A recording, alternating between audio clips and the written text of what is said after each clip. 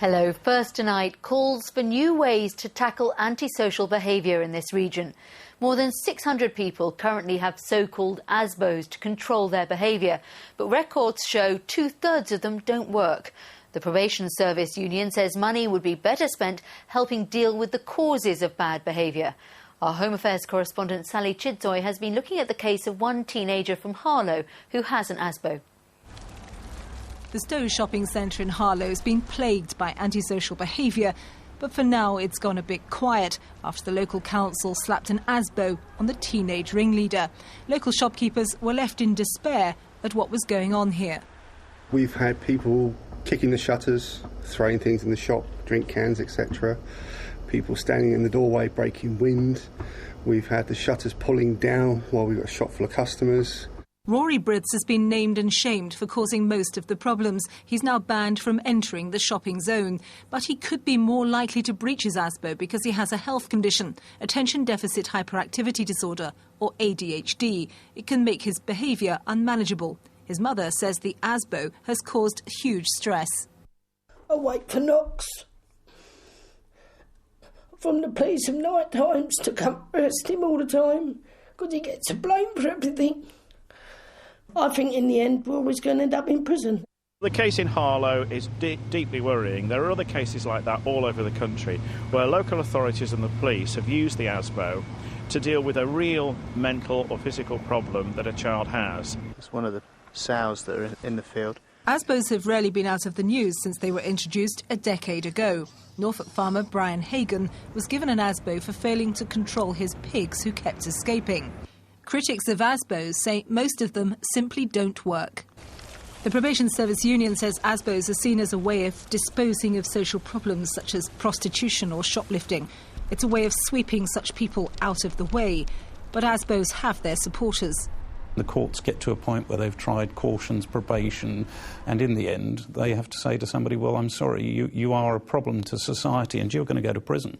A string of policies has so far failed to halt the rise of yobbish or antisocial behaviour, but the government insists that ASBOs bring relief to neighbourhoods. Sally Chidzoy, BBC Look East. And you can see more on that story on the Politics Show this Sunday at midday on BBC One. Next, a warning that the region's economy could suffer if our railways aren't brought into the 21st century. A pressure group for the East says if plans for a high-speed railway go ahead, it will mean less money to be invested in the network here, and towns and cities could lose out. The good news is there are plans for a high-speed line, bringing Britain's railways into the 21st century. The bad news is it won't be coming here, and it would soak up so much cash, say campaigners, there wouldn't be any left for the East, and that would leave us with the same poor infrastructure and rolling stock as now. Our fear is that we drop down the pecking order further than where we already are, whilst government focuses on things like high-speed rail networks, which clearly could be of benefit to parts of this region. However, it won't tackle the wider issues that we're facing in places like Ipswich, Colchester and Southend. Critics say the region is in the slow lane. The London to Norwich run takes 1 hour 50 minutes. London to Birmingham takes nearly half an hour less, and it's a slightly longer route. Passengers in Ipswich are discontented. I think the service is abysmal, to be quite frank. I think the standard of carriage is poor, timing is poor and unreliable. Well, there's always delays. You know, you never know if you're going to get a bus or a train these days. The region's main rail operator, National Express, is planning improvements. Today it promised a faster Norwich to London service and new intercity trains. The vision is for a rail link to London that's got a journey time of about an hour and a half. We've got an opportunity to plan, get the infrastructure improvements in place, articulate the business case that's needed, look at the opportunities for new rolling stock. The trouble is those quicker trains won't arrive until after 2014 at the earliest, and even then they won't be as high speed as some. Richard Bond, BBC Look East. Now, thousands of you have been doing weird and wonderful things today, all for Pudsey. From unicycling to work to bathing in leftovers, you've been doing your bit to raise money for children in need. And Look East has been getting ready for its own event, which is at Millbrook Proving Ground in Bedfordshire. Stuart is there now. Stuart. Susie, thank you very much indeed. Good evening to all of you. Now, we're going to tell you a little bit more about this area later in the programme, but we've got lots of people who've been raising money. You are? Jeanette Little. Yeah, and we're from Church End Lower School in Marston Mortain. And how much have you raised for children in need? 237. The children all brought their teddies in. Good, and, well done. That's how they raised it. Congratulations. Thank You wore your ordinary clothes to school and raised a lot of money? Yes. Well done. And what have you done? Well, the students and staff at Barnesfield College, New Bedford Road, they dressed up yesterday. We did lots of fun activities, raffles, tombolas. £1,169 and 8 pence. What did you dress up as? Cruella de Vil. Cruella de Vil. Lovely. I bet you looked the picture. Now, who is this? What have you done?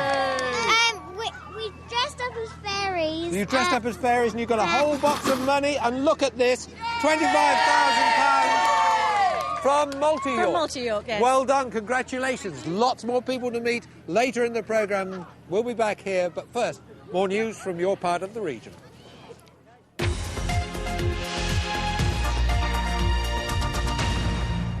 The energy firm behind a new wind farm being built off our coast is donating £300,000 to train lifeboat crews. It comes after a crew member was killed on board a tug while working on the construction project. When they get an emergency call, they can be out on the water in just 4 minutes. But saving lives costs money, over £1,000 to train each crew member, and the RNLI rely on donations.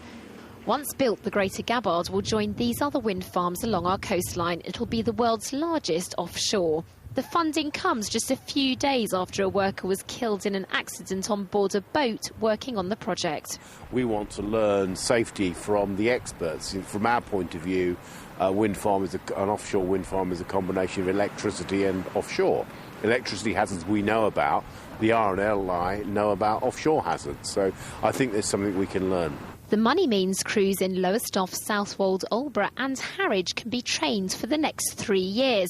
And that training's vital. Only 1 in 10 volunteers actually work in the maritime industry. The crew need to be trained in navigation, in search and rescue, in man overboard, engine maintenance, seamanship, all sorts of different things.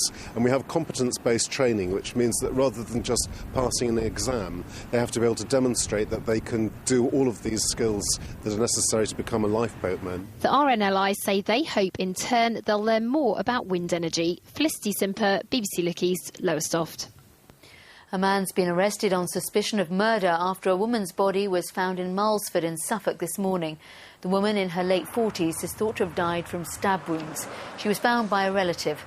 A man was arrested a short time later after he was involved in a crash on the A12 nearby. As many as 1 in 3 women in Suffolk suffers some kind of domestic abuse, according to the Ipswich Women's Aid charity. Next week is National Domestic Abuse Week, and to mark it, women who've been abused have created a special exhibition. Paula was psychologically and physically abused for years by her husband. Now she's finally left him and the abuse behind. Paula is part of the Clothesline project in Ipswich, using art as therapy. The women have literally hung out their dirty washing for all to see. The Washing Night project, that was the best idea that I've ever come across, because it's a way of letting yourself go and being there and sharing your travel with the other ladies there. It's just a sad dolphin that's in its net and wants to come out. And here it is, coming out and getting bigger and stronger and happier. The exhibition opens tomorrow at St Mary in the Quay in Ipswich, but the feelings expressed in Suffolk could apply anywhere. In Hertfordshire between April and October, there have been 6,700 incidents recorded by the police. This woman has been helped out of abuse by Women's Aid in Northampton. She's been strangled and her partner threatened to set her on fire. She can't be identified. And after years of it, you just don't know who you are anymore. I just thank Women's Aid so much, though, because I've managed to turn my life around and we've got a lovely home. I'm going to university and I just thank them so much. I feel like I owe them my life. Abuse isn't always men on women. Sometimes it's the other way round. Sometimes it happens in same-sex relationships. But mostly women are the victims. And in the UK, 2 are killed by domestic abusers every week. Ian Barmer, BBC Look East.